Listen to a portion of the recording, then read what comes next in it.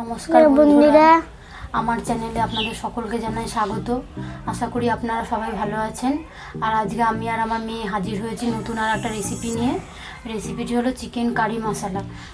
আর আপনারা প্রথম থেকে শেষ পর্যন্ত এই পুরো ভিডিওটি দেখবেন আর আমার সঙ্গে থাকবেন। তাহলে চলুন রেসিপিটি শুরু করি। তৈরি করার জন্য আমি যে উপকরণগুলি নিয়েছি সেগুলি আমি বলে দিচ্ছি।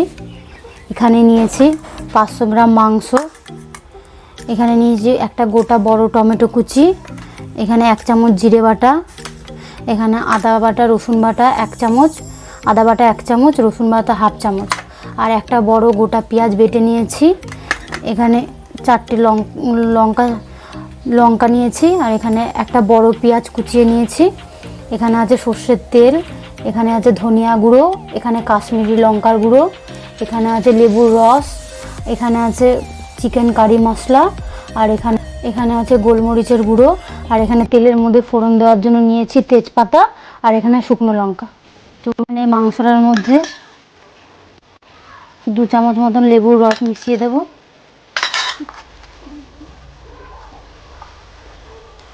দিয়ে 2 মিনিট মতন রেখে দেব। এদিকে কড়াই গরম হয়ে গেছে, কড়াইতে দিয়ে দেব সর্ষের তেল।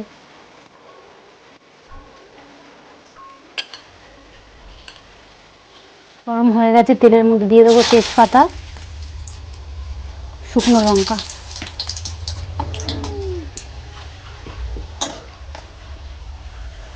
এবার দিয়ে দেবো পেঁয়াজ কুচি,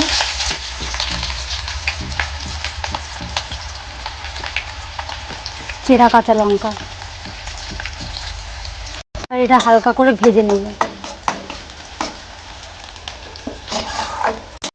পেঁয়াজটা ভাজা হয়ে গেছে, এবার দিয়ে দেবো টমেটো কুচি।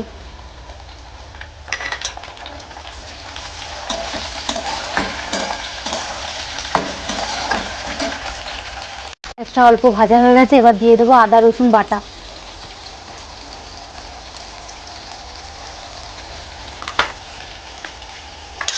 এবার দেবো পেঁয়াজ বাটা।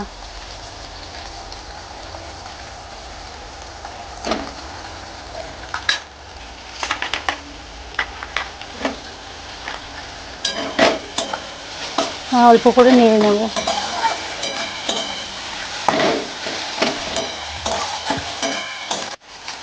মশলাটা অল্প ভাজা হয়ে গেছে, এবার দিয়ে দেবো জিরে বাটা।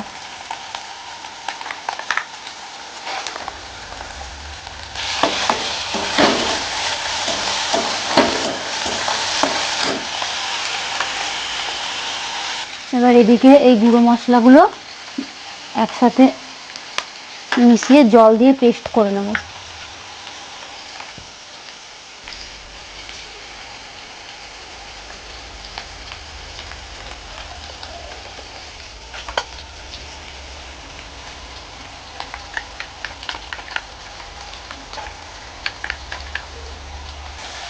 এবার এটা দিয়ে দেবো।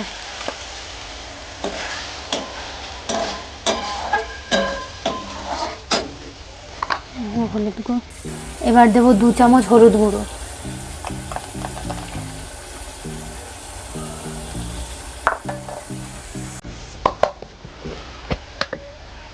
দেব স্বাদ মতো নুন,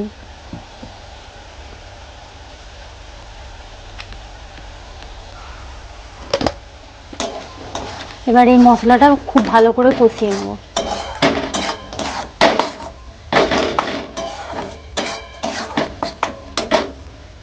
মশলাটা আমি অল্প করে কষিয়ে নিয়েছি, এবার মাংসগুলো দিয়ে দেবো।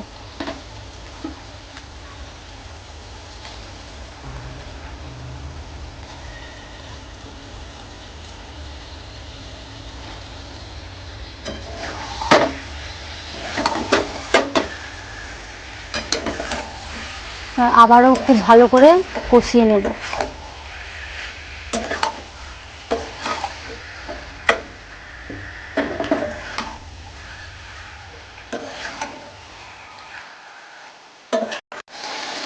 মাংসটা আমার খুব ভালোভাবে কষানো হয়ে গেছে, এবার অল্প জল দিয়ে চাপা দিয়ে দেবো।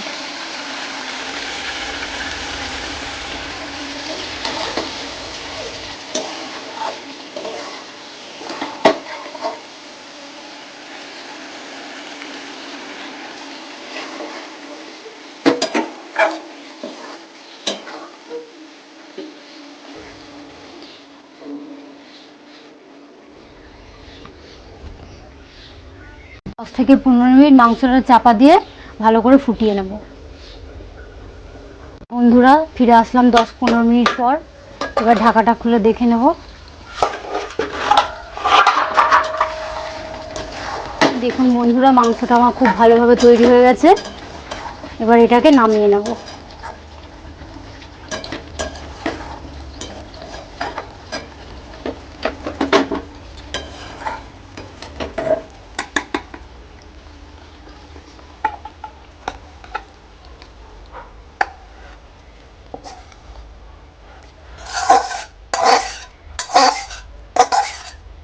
বন্ধুরা খুব সহজেই তৈরি হয়ে গেছে চিকেন কারি মশলা। আপনারাও ঠিক এইভাবে বাড়িতে তৈরি করবেন, খুবই ভালো লাগবে। তাহলে বন্ধুরা ভিডিওটি কেমন হয়েছে তা কমেন্ট করে জানাবেন। আর আমার চ্যানেলটিকে অবশ্যই সাবস্ক্রাইব করবেন। আর নতুন নতুন রেসিপি ভিডিও পাওয়ার জন্য বেল আইকনটি প্রেস করবেন। ধন্যবাদ।